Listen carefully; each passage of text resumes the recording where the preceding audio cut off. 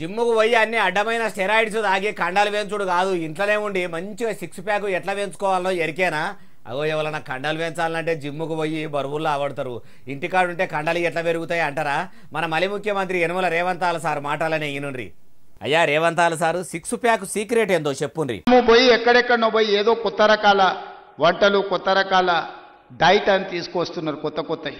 ఎందుకంటే మన పెద్దోళ్ళు మనకి ఇచ్చిపోయారు, జొన్న రొట్టె తినండి, మీ బట్టలు మీరు ఉతుక్కోండి, సిక్స్ ప్యాక్ ఉంటుందో లేదో మీకు తెలుస్తుంది.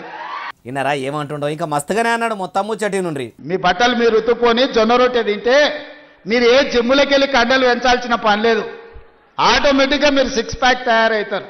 అయ్యా ముఖ్యమంత్రి సారు, మరి ఇన్ని దినాలు మీరు ఇట్లా సన్నగా బరిగెలెక్క బందోబస్తు ఉండేదందుకు ఇదా సార్ అసలు కారణము? అయితే మీ ఇంటామే మీ బట్టలు విండదా, లేకుంటే తమరే జొన్న రొట్టె తినుకుంటా ఇట్లా మీ బట్టలు మీరే విండుకుంటారా? ఎట్లా మీ ఇంట్లో వాషింగ్ మిషన్ కానీ పని మనుషులు కూడా లేరా? మీరు ముఖ్యమంత్రి అవుడేమో కానీ జిమ్ములు పెట్టుకున్న వాళ్ళ నోట్ల మనుగొట్టే తట్టే ఉండరు కదా.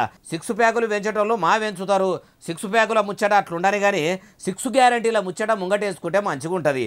ఒదికు ఏలువడిలకు వచ్చి ఏడాదిని అర్థమవుతున్నా ఎనుగుల చిప్ప ఎనుగులనే ఉన్నదన్నట్టు మీ ఏలుబడి ఉన్నది. జనమంతా తుంటెత్తేసి మొద్దెత్తుకున్నంత పని అయిందని మొత్తుకుంటుర్రు. మీరు ఇట్లనే పనికిరాని ముచ్చట్లు చెప్పుకుంటా పనికొచ్చే పథకాలను పట్టించుకోకపోతే ఆయనతో పబ్లిక్ మిమ్మల్ని పక్కకు పెడితే తమరు చెప్పినట్టే కొనాగరికి మీరు ఇంట్లో బట్టలు ఉతుక్కునే కాడికి వస్తుంది. ఆడదాకా తెచ్చుకోరు అనుకుంటున్నాం, ఇదంతా మీకు తెలియంది కాదు, యాద్ చేస్తున్నాం అంతే అంటుర్రు ఈ ముచ్చటిన్నోళ్ళు.